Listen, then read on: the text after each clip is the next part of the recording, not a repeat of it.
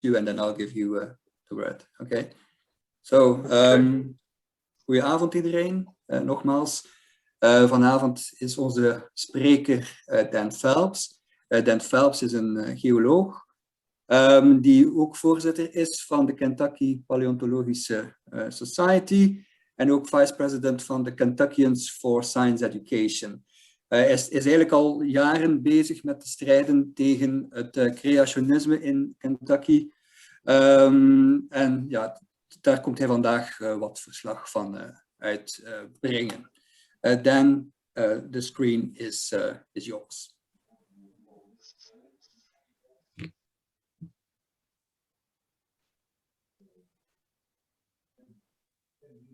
Switch to my screen. All right, apparently I'm sharing my screen.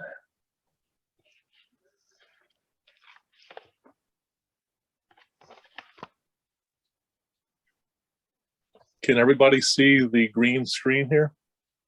It is. Yes, we can. Oh, very good. Well, thank you all so much. As I was introduced, I'm Dan Phelps. I'm a local geologist here in Kentucky who has been opposing creationism in my home state for many, many years. I'm going to talk today about some really unusual and bizarre things that have gone on here in Kentucky. Basically, the state of Kentucky is the home of two different creationist museums that are owned by Answers in Genesis. One of these museums, the Ark Encounter, has actually received numerous amounts of government assistance in their attempts to promote creationism to the public. And I'll talk about some of the different things that the government has done to aid this particular organization. I'm sure a lot of this is alien to many of our European viewers today. Here in the United States, we supposedly have a separation of church and state. And because of this, the government is not supposed to be financing any sort of religious evangelism. This, of course, is often opposed by many conservatives and has been a big point of controversy ever since the founding of our nation. But I'll get into some of that later on. Anyway, Kentucky is here in the United States. It's the state outlined in red. It is a relatively small state population-wise. We have less than 4 million people in the state. We're known worldwide for a few things. You might have seen Kentucky Fried Chicken, our unhealthy fast food. We have a university called the University of Kentucky that actually has fairly decent academics, but it's far better known for its sports programs than its academics. And of course, Kentucky bourbon has become very famous in recent years. There's a big market for bourbon now, and there's all sorts of new distilleries opening up within the state of Kentucky. Additionally, we have the finest racehorses in the world. Our racing industry, most of the thoroughbreds from Kentucky are actually within just a few miles of where I live right now. So when people say nice things about Kentucky, I'm always complimented. But one thing I don't like is that I'm always hearing about the Creation Museum. Sometimes when you leave the state, people will kid you, especially if they know you're a geologist, and they'll say, aren't you from that place that has the museum with the dinosaurs and people together? And sadly, this is true. And it's a little bit of an embarrassment to Kentuckians. The Creation Museum and its counterpart, the Ark Park, or the Ark Encounter, were the brainchild of this Australian evangelist named Ken Ham. Ken Ham came to Kentucky in the early 1990s and started a ministry called Answers in Genesis. He is a very large proponent of a extremely conservative version of Christianity called presuppositional apologetics.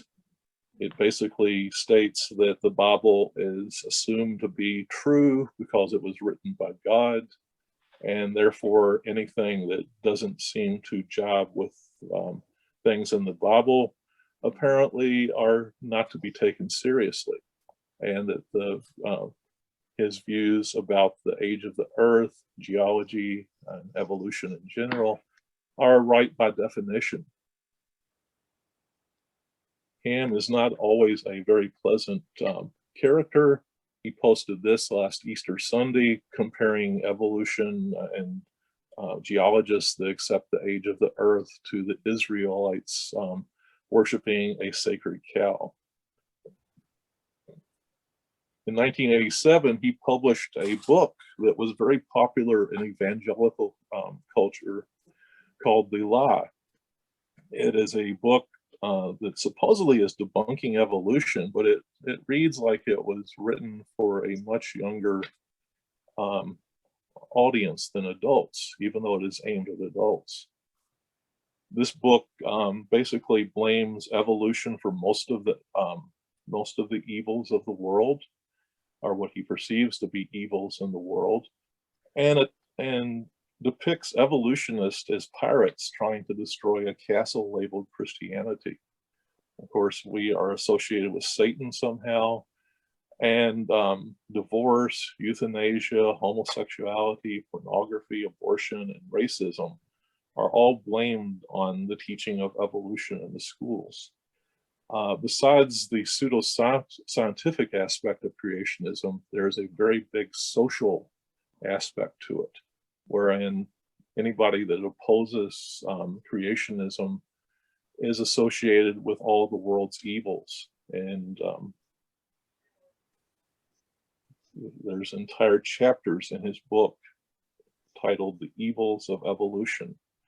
And this ends up claiming the same thing as the previous picture, but it's very, very simplistic reasoning. It's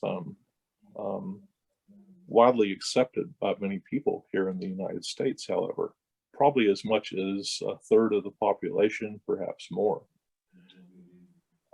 Answers in Genesis and Ken Ham refer to dinosaurs as missionary lizards. They want to use dinosaurs to attract children into believing in creationism. They will claim that they're taking back the dinosaurs from evolutionists. And of course, this is pretty silly, but at the same time, Mr. Ham has put out children's books depicting dinosaurs living along humans in the Garden of Eden and on Noah's Ark, and doing all these interesting activities together. Note also that because of certain theological beliefs, that the dinosaurs are depicted as vegetarians. Even the meat-eating dinosaurs are depicted as vegetarians. And they turn the tables and claim that we are using dinosaurs to recruit children for sort of nefarious purposes. They have depicted Bill Nye in this particular diagram, cartoon, as using dinosaurs to lure in children to be secular. Back in the 1990s, one of the first disputes with Answers in Genesis was the zoning of property near Big Bone Lick State Park. Big Bone Lick is a site where some Pleistocene vertebrates were found way back in the 18th century. Thomas Jefferson had people come to Kentucky and actually excavate mammoth and mastodon and giant ground sloth bones from this location. Answers in Genesis wanted to build their creation museum very close to Big Bone Lick, and there was a resulting zoning fight, not only because of creationism, but because people in the area liked its rural aspect and didn't want a lot of traffic on their local roads. Eventually, this was defeated. The zoning proposal was defeated, and Answers in Genesis had to purchase property elsewhere in northern Kentucky. By 2007, pardon me, by 2007, the Creation Museum was open here in Kentucky. It is beautifully built. The creationists managed to get some very skilled artisans to work on their project. Many of the dinosaur sculptures are very nice. Many of them are not anatomically correct, but at the same time, overall, the museum is a very stunningly put together place, in spite of its lack of scientific content. Notice the dinosaurs and just the general nice arrangement of this particular entrance to the Creation Museum. The Creation Museum depicts fossils and geology and science in general as being basically wrong, and that the book of Genesis provides the true account of the history of the world. Fossils are depicted as mostly forming during Noah's flood, which they claimed happened in about 2348 BC. Notice in this sign that they basically use the presuppositional apologetics idea that the Bible, which they call God's word here, is the key to understanding the world. They project a sort of odd dualism between science and creationism, where creationism always wins. They have a display of a sort of anatomically incorrect dromaeosaur type dinosaur, perhaps supposed to be Velociraptor, perhaps supposed to be Deinonychus. But in spite of its being anatomically not quite correct, they post signs next to it comparing the scientific findings on how this fossil, the organism, was originally found with the creationist version.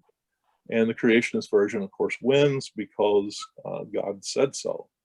And since God says that it was part of a Noah's flood, that has to be the correct interpretation.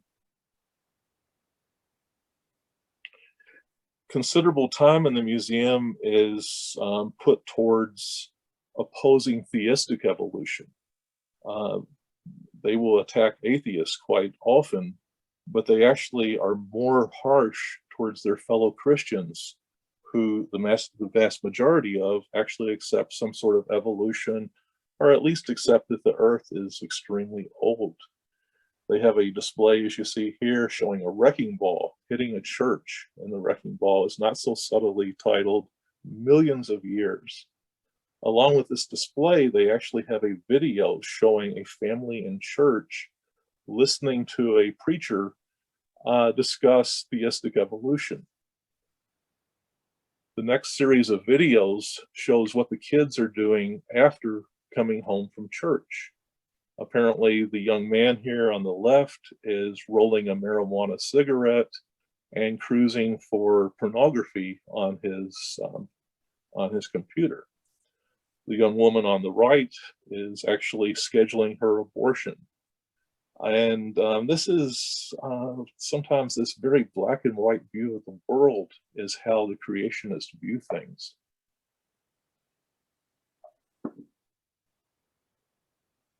There's also some beautifully constructed displays of the Garden of Eden showing Adam naming the animals.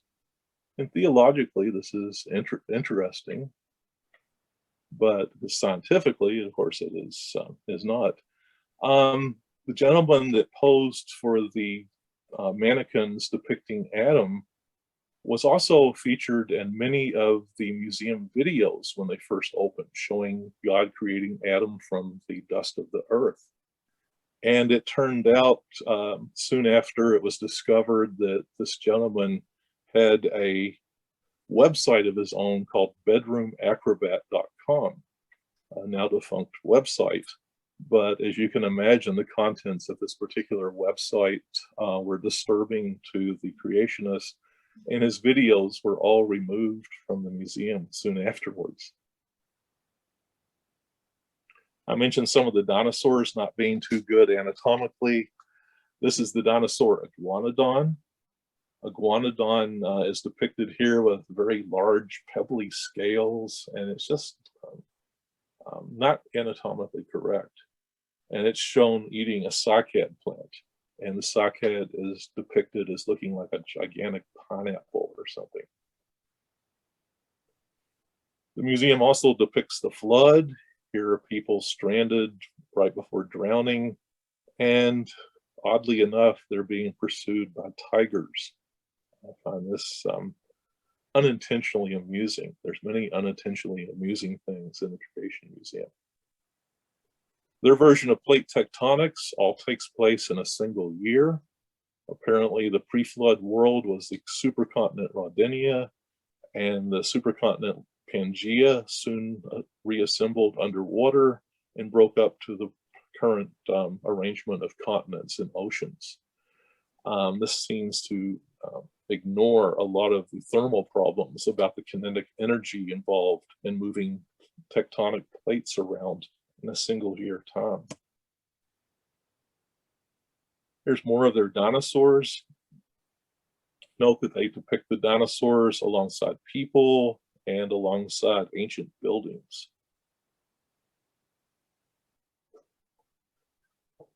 I mentioned earlier, they have a very unusual idea about the origin of dinosaurs as being originally vegetarians.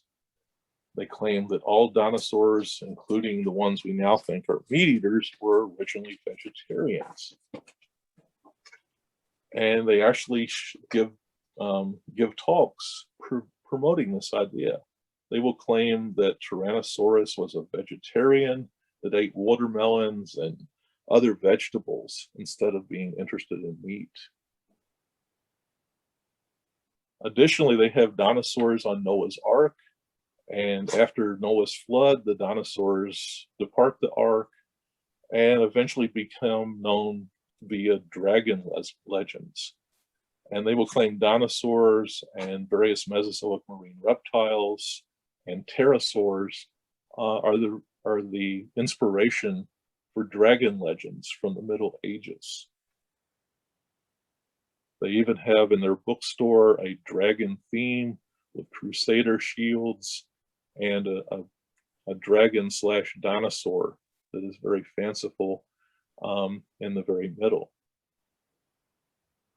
They also claim that many of these dinosaur dragons were fire breathers, which of course is absurd, but at the same time, they sell merchandise promoting this idea. They blame dinosaur extinction not on the end of the Cretaceous asteroid impact, but on human sin. They claim after the flood, the environment changed, dinosaurs were hunted by humans, then there were diseases and genetic problems and local catastrophes. They even try to use ancient legends and early English writing such as Beowulf. And they will claim that Beowulf, instead of fighting a dragon, fought a dinosaur. So at the end of Beowulf, when Beowulf is killed by the fire-breathing dragon, it's depicted as a fire-breathing pterosaur, a flying reptile, which is not a dinosaur. And they will claim that Grendel and Grendel's mother were actually dinosaurs.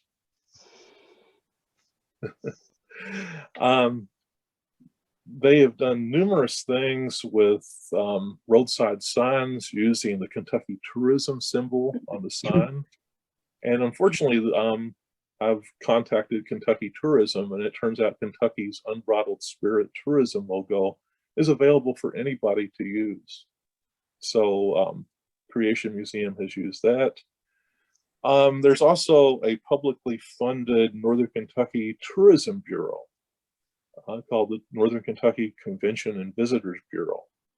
And back in 2007, they had a website entry for the Creation Museum that claimed it aimed to counter evolutionary natural history museums that turn countless minds against Christ in Scripture.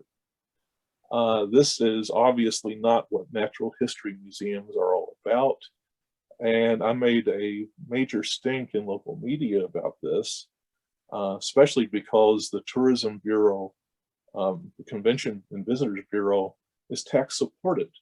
Anytime anybody rents a hotel room in Kentucky, a little bit of money goes to this organization.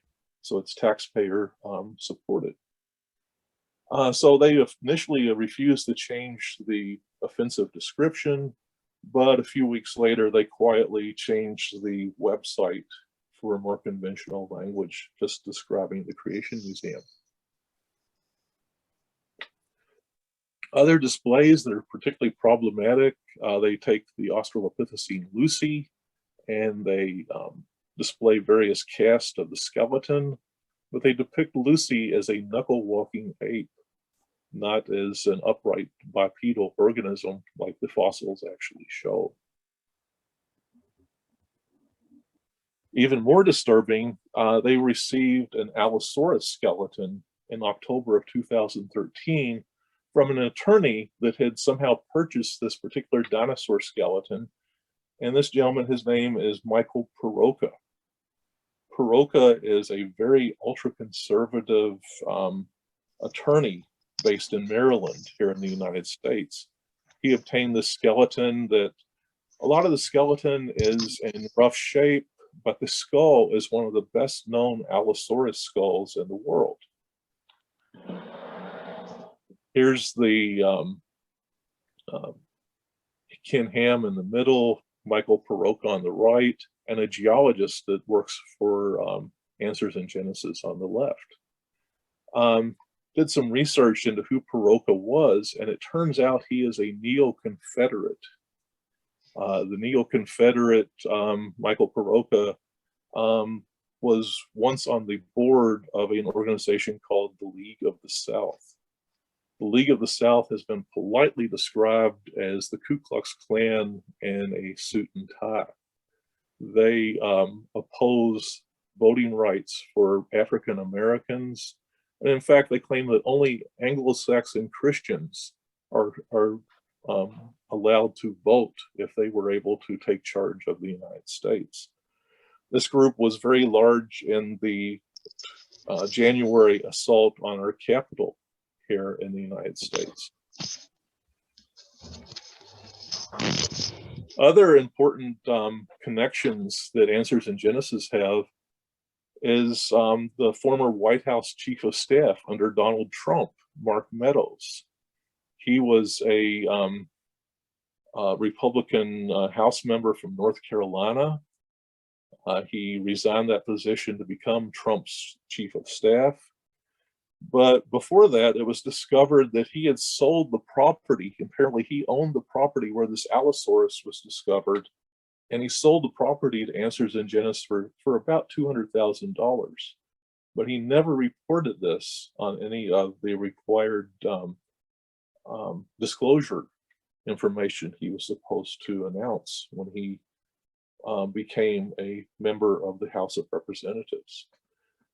This investigation ended up ending when he became Trump's Chief of Staff. Let's move on to really the main topic here is the Ark Park.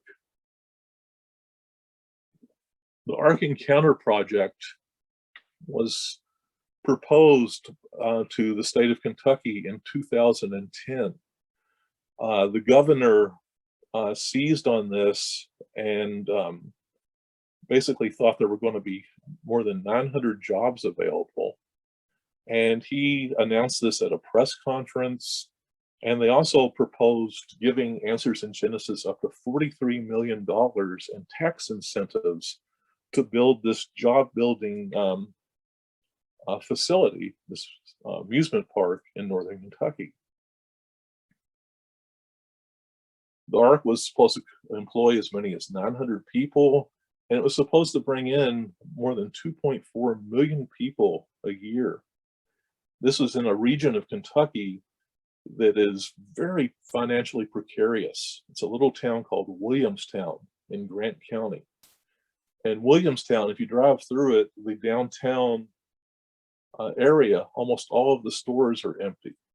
Almost all the local businesses have gone bankrupt over the years, and the lovely buildings there are all shuttered, and people just don't have an easy way to make any sort of employment there. Eventually, the project was scaled back to $18.25 million in tax incentives. Over the years, as they began raising money for the park, I kept close tabs on how they were raising money. And I went to one of their fundraisers and got my photograph taken with Ken Ham. He did not know who I was at the moment. And obviously one of these people is much happier than the other. By February of 2014, Ark Encounter had persuaded the city of Williamstown to provide $62 million in junk bonds to finance the building of the Ark Park. Shortly after this, Ken Ham made national news by publicly debating Bill Nye. Bill Nye is a local or a national figure that is famous for videos for children promoting science education. This entire time, the Ark Encounter claimed that they would hire anybody, that they would not require the statement of faith that was required for members of the Creation Museum or workers, employees of the Creation Museum to sign. So Ark Encounter was supposedly going to hire any citizen. After all, the project and the receipt of all these tax incentives was to actually help the local economy. And nobody was supposed to sign a statement of faith of any sort in order to be hired.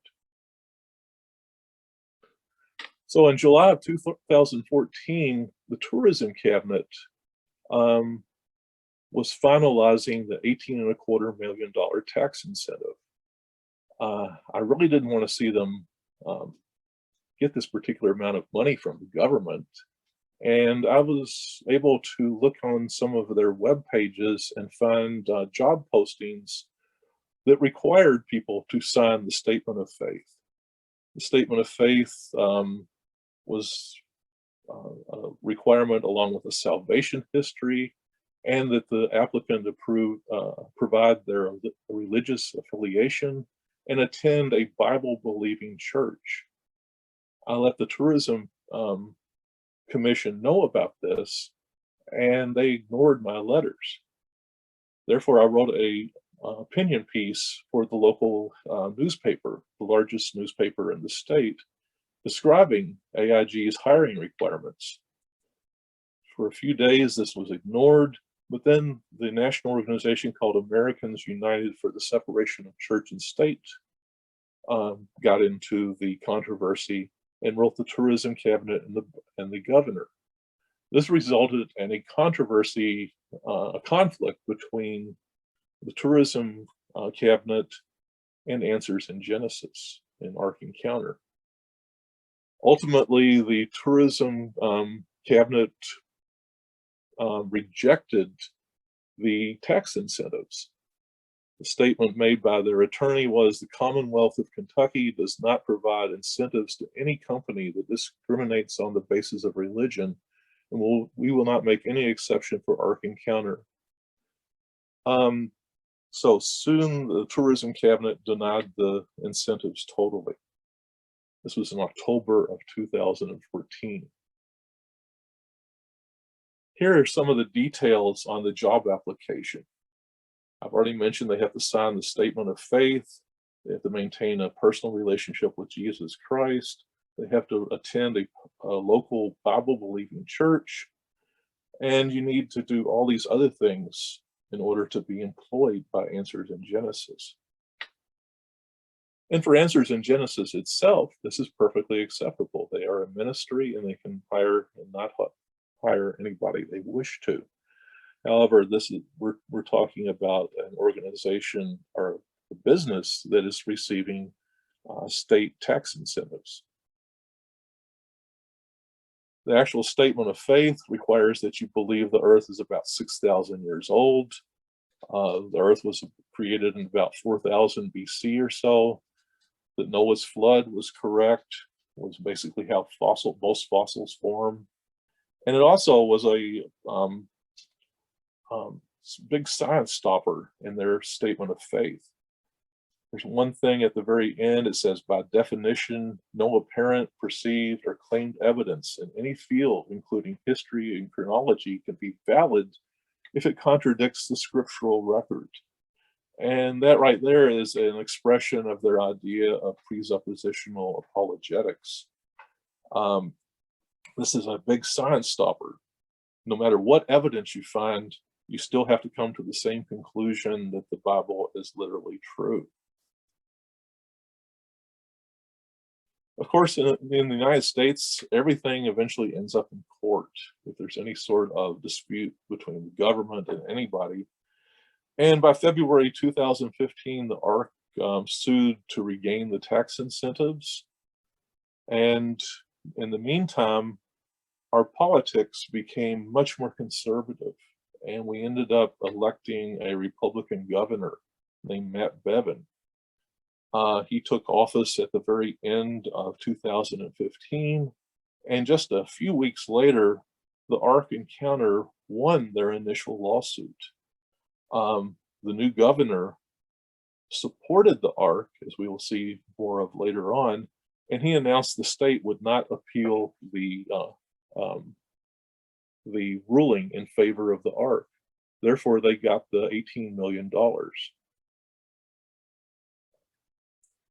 All through the project, Ken Ham would get up in national forums, whether he was on cable news network, or in this case, actually speaking at the grand opening of the ARC, claiming that not 1 cent of the money to build the ARC came from taxpayers. This is palpably not true. The ARC has received an unbelievable number of perks from the state government and the city of Williamstown and Grant County, where it's located. We've already talked about the $18.25 million. However, the city of Williamstown also sold the ARC 98 acres of land for $1. They gave them $175,000 cash to build in the area. They reduced their property tax. And of course, as already mentioned, they issued the $62 million in junk bonds that enabled the ARC to actually be constructed.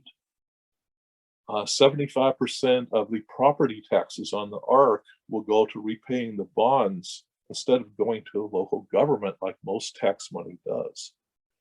Employees of the ARC must pay 2% of their wages to the ARC for the next 30 years to help pay off this bond. There was also all the enormous attendance claims made that 2.1, 2.4, various numbers of people were going to attend the ARC. And this was supposed to cause traffic jams on our interstate highway system. Of course, none of this actually happened, but the state was convinced to spend $11 million to upgrade the interstate exits along our Interstate 75, which is where the ARC is located off of.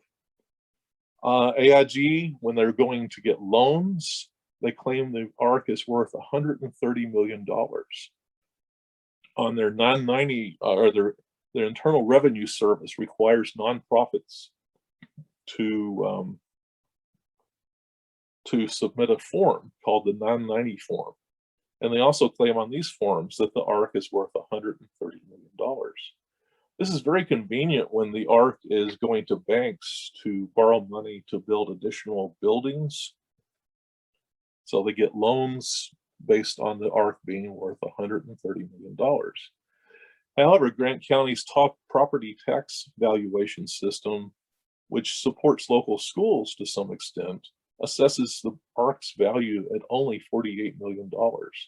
So there's a big discrepancy between the figure that they're being taxed at and the figure that they're getting loans for. This is precisely the same problem that our ex-president Trump is in trouble with the state of New York.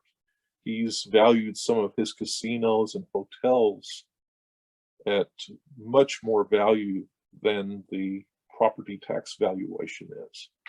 So it remains to be seen whether this becomes a controversy or not. Also, because of the pandemic here in the States, the federal government put out what's called the Paycheck Protection Program. The ARC received more than $1 million through this project.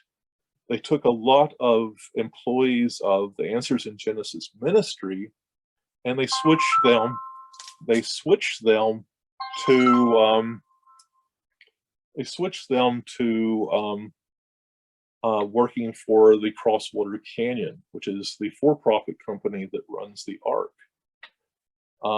So they qualified for this by moving their employees from one business that was nonprofit to a for-profit business. Simultaneously, they did a fundraiser that brought in $1.1 million. Early this year, they've had another fundraiser that brought in $7 million, and they're still likely to get further PPP money. Answers in Genesis has a really odd business structure. They basically own Crosswater Canyon and Ark Encounter. Here in the United States, nonprofit organizations such as charitable organizations, religious ministries, educational organizations, they're called nonprofits. They don't have to pay, people don't have to pay taxes.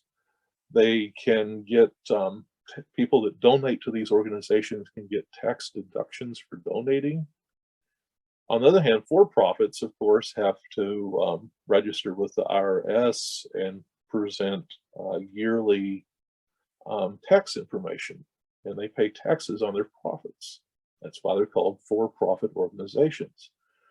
But the arrangement with the Ark Encounter and Answers in Genesis is a really odd thing that sometimes is referred to as a series of shell companies.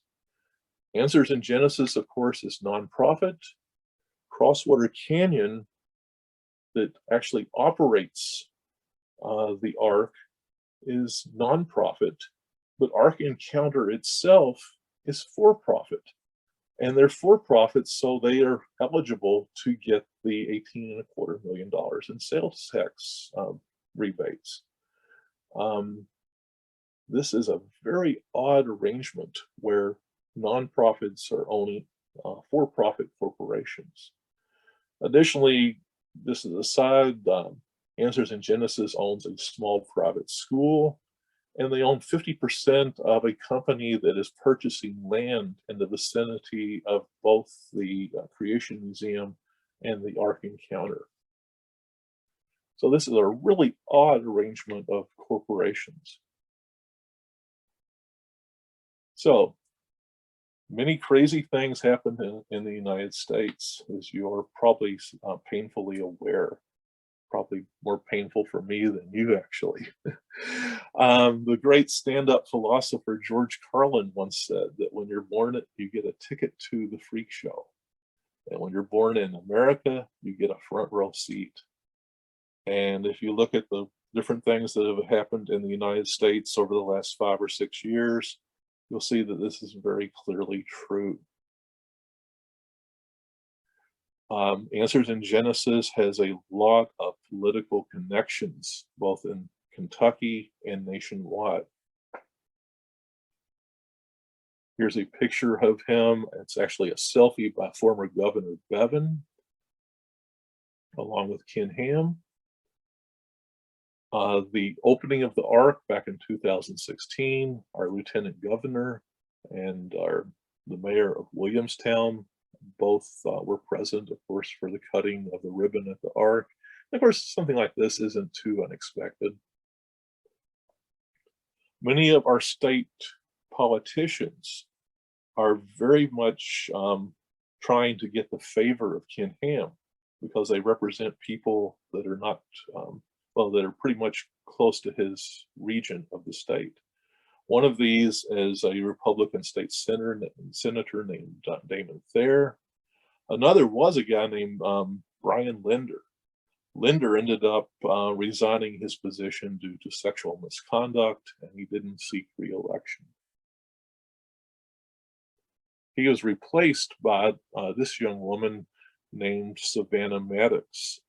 Eventually, when she ran for re-election, she ran unopposed and got 98.7% of the vote. Ms. Maddox has become very famous in Kentucky recently because she is anti-vaccine and she's anti-mask. She doesn't want people to wear masks. And Ms. Maddox was part of a rally against the shutdown of businesses and the requirement that you wear a mask in public here in Kentucky last year. And at this particular meeting, a lot of far-right militia people from all over the state came and visited Kentucky to rally with her group. Many of these people were heavily armed with assault rifles and body armor. The picture on the right here, the person that she is posing with is holding an assault rifle and making a symbol that is associated with the white fire movement. This woman in the camouflage has ties to the League of the South and part of the 3% militia. Additionally, our federal Congressman Thomas Massie, who is a graduate in engineering from the Massachusetts Institute of Technology, one of the best schools in the world for engineering. He has met with Ken Ham at the ARC. And here's I attended the ARC on opening day. Here's what the ARC actually looks like. It's an impressive wooden building, at least from this side. There were long attendance lines to get in. Here's the bow of the ARC. The whole thing is more than 500 feet long and several stories high. Here are the lines you had to get in to see the ARC.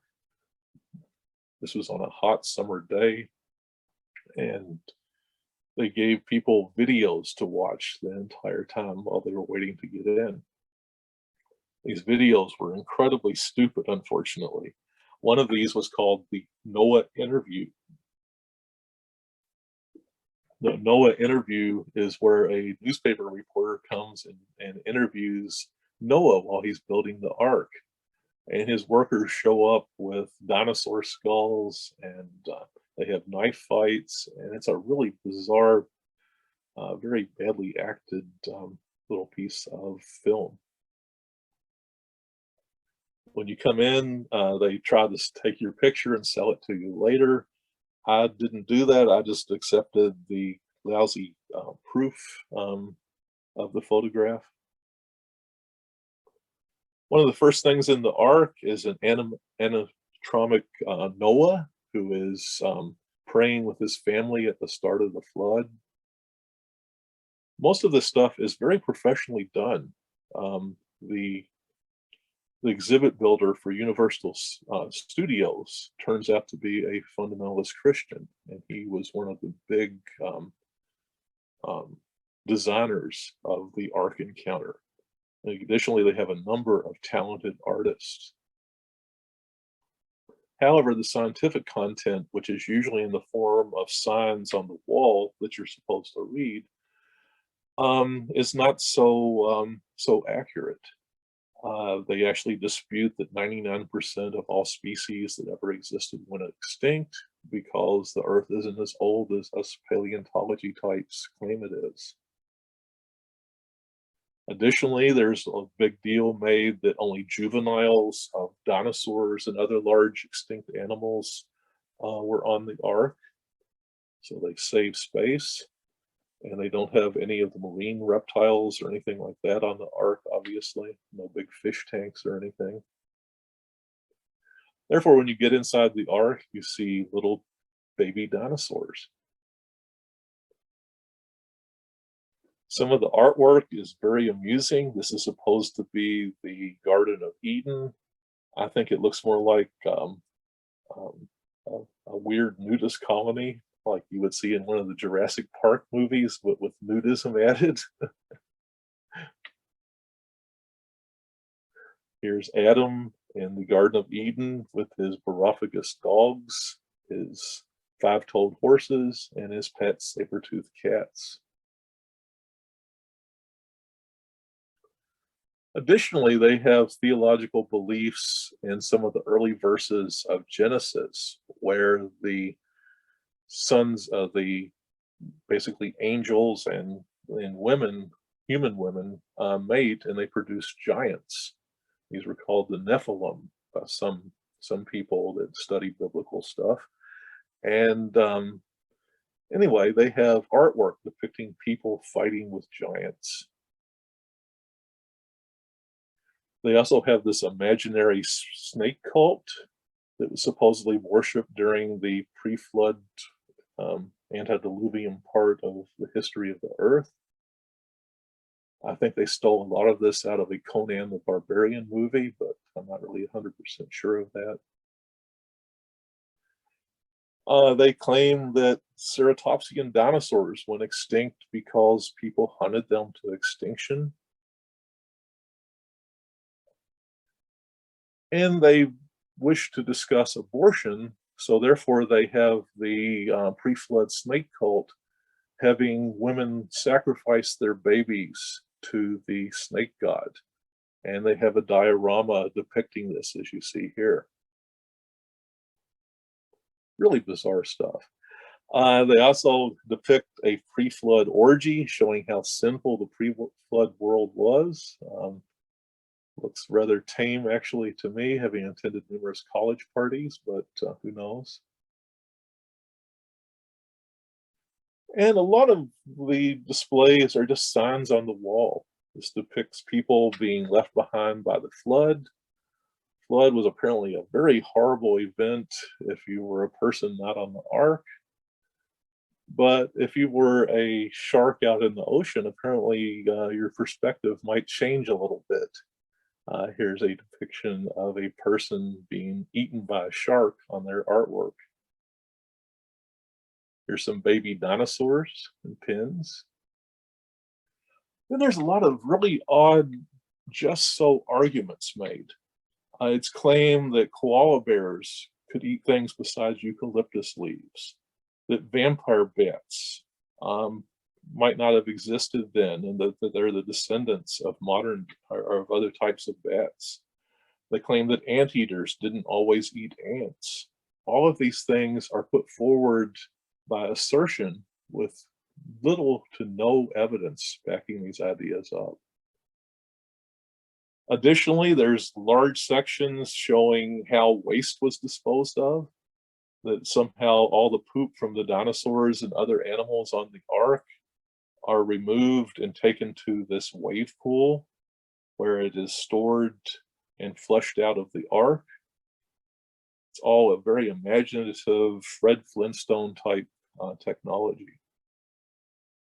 There are beautifully done mannequins. Here's Noah sitting in his office. And Noah has a globe that looks a lot like the Pangea supercontinent, although it might be supposed to represent the Rodinia supercontinent in the Precambrian. It's hard to tell. It's a little crudely done, to say the least. Additionally, they make up all sorts of stuff that is attributed to their being able to do creative license. So, something that they would raise hell with if a natural history museum started discussing things about dinosaurs, for example, that there wasn't evidence for. They would object to that, but they have these really weird backstories for Noah and each member of his family. Even though none of the women were given names in the Bible, they all have names on the ark. They claim that Noah started out wanting to be an adventurer and married the daughter of a shipbuilder. All totally made up non-biblical stuff. that they would criticize any other organization if they made similar claims. So Noah apparently wasn't a member of the snake cult. He didn't want to buy the snake idols. And he really didn't like the parties going on in the pre-flood world. There's odd theological signs in various places. Here's the snake from the Garden of Eden. And if they can convince us that the flood wasn't real, they can convince you that heaven and hell are not real. So remember, if you don't believe in the flood, you might not believe in heaven either. The living quarters of the family members are all depicted in great detail. Surprisingly, nobody is covered with dinosaur poop. On the third floor, they finally get around to directly attacking biology and geology in detail. They actually have a room referred to as the geology room. And they have a really odd version of uniformitarianism, the idea that we look at things going on in the present world to interpret different types of rock strata and depositional environments and things like that. The idea that sometimes simplified is the present is the key to the past. They misrepresent this as saying that it requires that we have every transitional form, that there's, they will claim that bedding does not occur in sediments because of bioturbation, which is different worms and things churning up the seafloor. When in fact, these things are well established in the scientific literature. It's not really anything that they could, their objections have any validity whatsoever. They bring back the false dichotomy of everything either being biblical worldview or evolutionary worldview, redoing all the presuppositional apologetic stuff again. Having the biblical view is all the world's rocks were laid down in the year-long global flood. They also try to explain the order in the fossil record as Noah's flood, overwhelming different ecological environments. And they also depict geologists as some sort of conspirators that are hiding evidence for Noah's flood on Earth. They will point out that planetary geologists accept that Mars has a series of floods in its history, and there's evidence for flooding in various places on the planet Mars, and that geologists accept that, but we won't accept that Noah's flood covered the Earth in 2348 BC. They basically accuse us as being part of a conspiracy. Says the rejection of the biblical flood is often due to evolutionary biases rather than the actual evidence. In fact, it's not a stretch to think that nearly every geologist would appeal to the global flood to explain many of Earth's features if the Bible had never mentioned such an event. So we're basically not accepting any sort of flooding because we are rejecting the Bible. And I know here in Kentucky, I know many of, I'm well known in the geological community. I am probably one of the few irreligious atheist types in the area.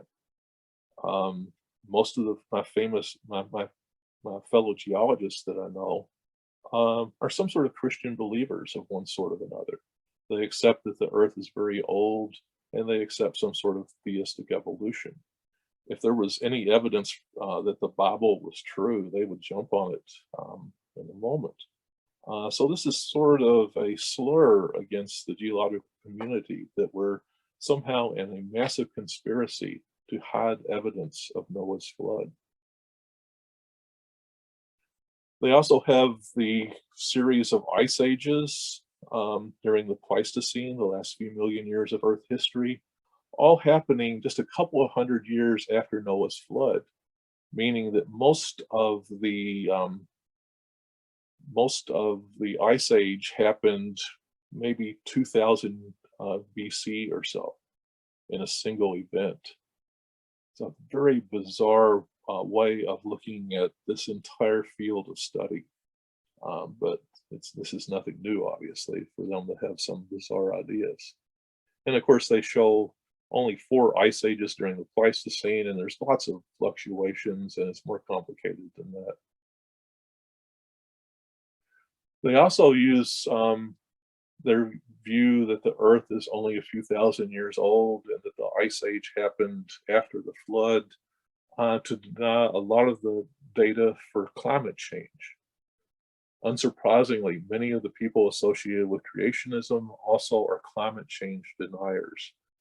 They claim that the climate change due to religious reasons, but they ignore all of the evidence from ice cores and all other types of studies.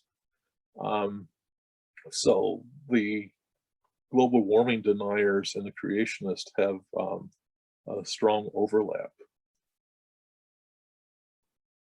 They also have languages originated at the confusion of tongues in Genesis at the Tower of Babel. And here's a diorama they put together showing people building the tower.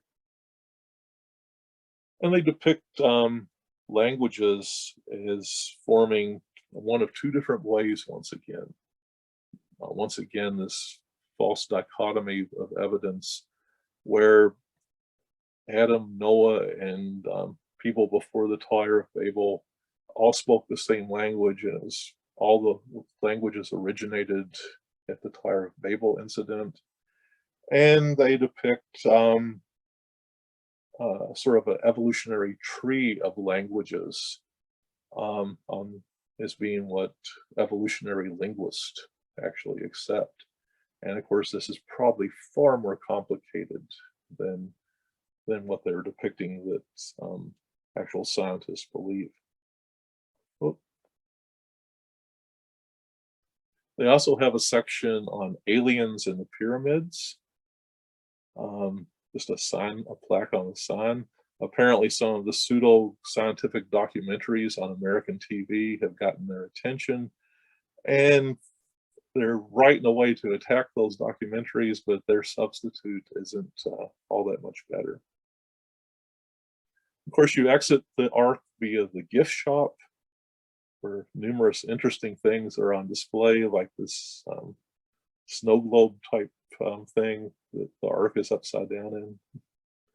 You can also buy Noah's cubit or the construction cubit. I'm not really sure what the difference is between the 2 pieces of wood, but these construction cubits and Noah's cubits are $20 each. And they just appear to be nothing more than a stick with a few Bible verses etched onto them.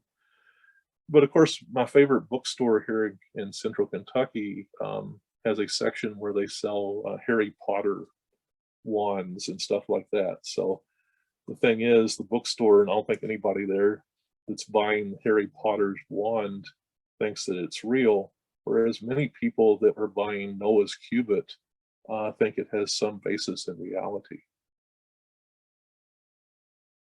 Here's the exit of the Ark on opening day. I'm sure they've made this more attractive since then. They have a buffet restaurant on the site. Here's what the Ark looks like from behind. Not near as boat-shaped. It has places for elevators and air conditioning systems and stuff like that. So it's not exactly going to float off. They've added a new diorama in March of 2017. It depicts giants and humans and dinosaurs in sort of a 3-way death match inside of a pre-flood arena, while an audience takes bets and cheers on the demise of different characters. This, of course, is just lack of other term. That we have a technical term here in the States called batshit crazy. I think that would be appropriate for this particular exhibit. You see the dinosaurs wearing nice little gold horns. And as silly as this is, they actually have a 3-volume novel set that is based on that one display in the Ark encounter. Very disturbing is the fact that several school groups have visited the Ark. Ken Ham, after it was a dispute was made about this, offered $1 admission for any school children visiting the Ark encounter. In 2018, a school group from here in Kentucky used community college funds to bring high school and middle school age kids. These are anything from like 13 to 17-year-olds typically, to visit the Ark at taxpayer expense.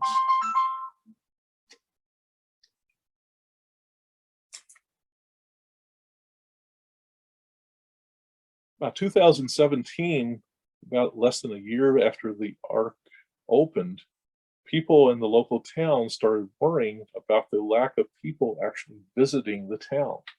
Attendance wasn't near as high as was initially claimed, and people that were visiting the Ark didn't go on to visit the town.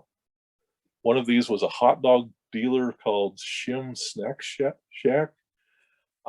It had to close business in Williamstown, and then it moved onto the premises of the Ark, and then they went out of business. I've been keeping track of attendance numbers. Initially, it was just whatever they self-reported. Eventually, there was a local tax on ticket sales, and I do a Freedom of Information Act request every month asking for attendance numbers, and I get them from the city of Williamstown. But in 2017, AIG claimed more than 1 million people visited. In 2018, the attendance was 827,000. 2019, a little less than 900,000. And this last year, the pandemic hit them very hard because they were closed for a good deal of the year. Attendance last year was less than $350,000, or 350,000 people. Of course, their estimates, which they've repeated numerous places, including this cartoon, was up to 2.2 million people. And in fact, I heard numbers as high as 2.4 million. And the low end estimates were 1.4 million. They have never even come close to these numbers. Other weird things have happened. They've been in a lawsuit because of flooding, basically caused different parts of the local geology to slump. The Ark is built on a rock formation that is very susceptible to slumping. And if they had had a competent geologist helping them out, they might have realized that there were problems that could potentially occur on steep slopes adjacent to the Ark. In 2019, there was a documentary film produced, or it premiered in 2019, called We Believe in Dinosaurs. A film crew interviewed myself extensively and went and documented the building of the Ark. This documentary was worked on for at least 4 years before it actually came out. It aired on our public radio station back in early 2020 before the pandemic hit. And I understand it showed in Belgium at least one showing that I originally had hoped to go to. But anyway, it's a very interesting show, but Answers in Genesis didn't like the show very well. They basically called it an agenda-driven propaganda piece, and it claims that the small town that's struggling was not convenient to drivers, and that this particular documentary spent too much time concerning the woes of the small town that didn't have hotels and restaurants and wasn't convenient for drivers. Of course, this is written by Ken Ham. And of course, this is the very town, Williamstown, that put together the $62 million in bonds so the Ark could be built. They're the ones that donated 100 acres of land, or sold them 100 acres of land for $1. And they're also the town that gave them $175,000 in cash. So Ken Ham came off as very ungrateful to the local town in spite of all the things they had done. Answers in Genesis does a lot of stuff on social issues. They claim that lack of religion in the public school system. Here in the US, our public schools are supposed to be free of religious indoctrination. The organization Answers in Genesis often will blame school shootings on lack of teaching of religion and teaching evolution in the school. They actually produce cartoons that look like this that depict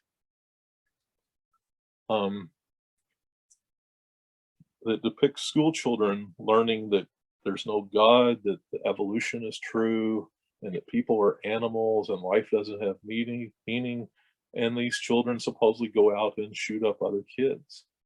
Of course, none of this is really true as far as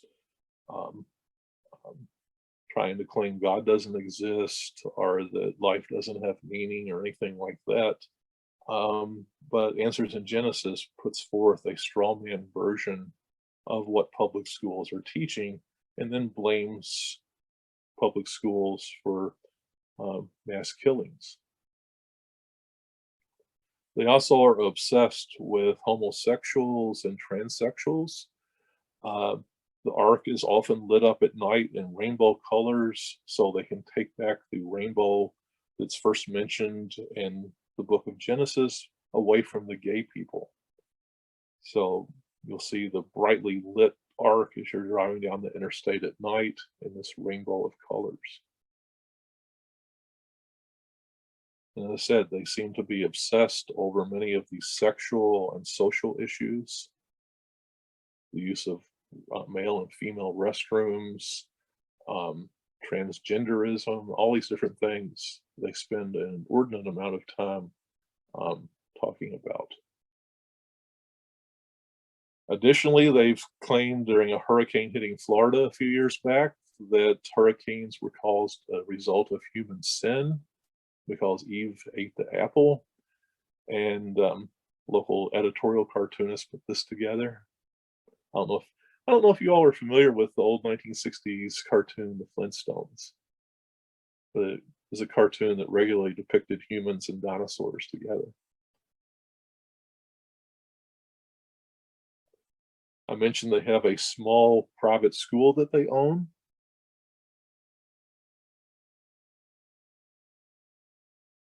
So this is important to United States citizens and world citizens as well.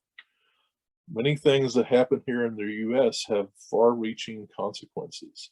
Our educational system is constantly besieged by people that are trying to keep basic science from being taught in their schools. And the nonsense that's on display at the Creation Museum and the Ark Park ends up hurting everybody. It's hurting our children's educational opportunities. It's bullying school teachers away from covering things such as climate change and evolution. It's a big problem.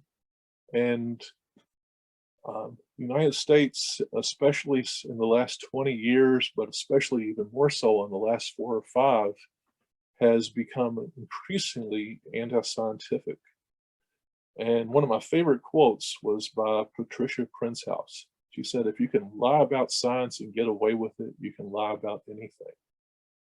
The United States was taken out of the Paris Accord on climate change for totally pseudo-scientific and economic reasons.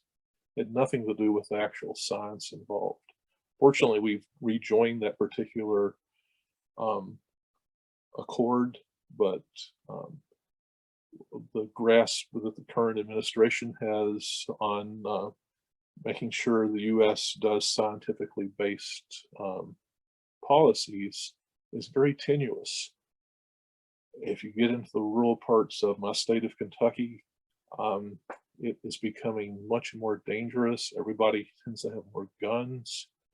Many people that were once, even if they didn't agree with you on many things, were at least nice and willing to listen.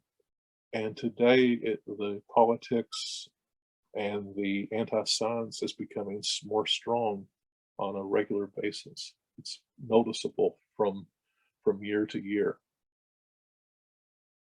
Two organizations here in the States I really recommend. First is the National Center for Science Education.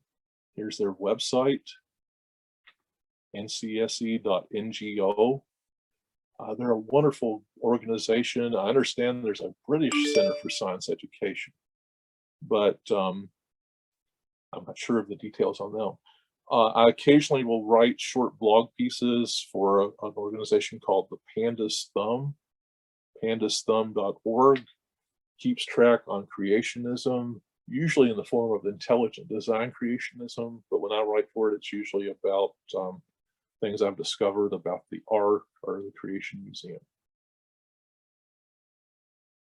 So anyway, if we have time, I'm going to try to go ahead and show this short clip. Well, I didn't. But anyway, I guess I'm open to questions now. And maybe we can show the video clip after the question and answer session. Okay, thank you, Dan. Okay, I wasn't no breaks.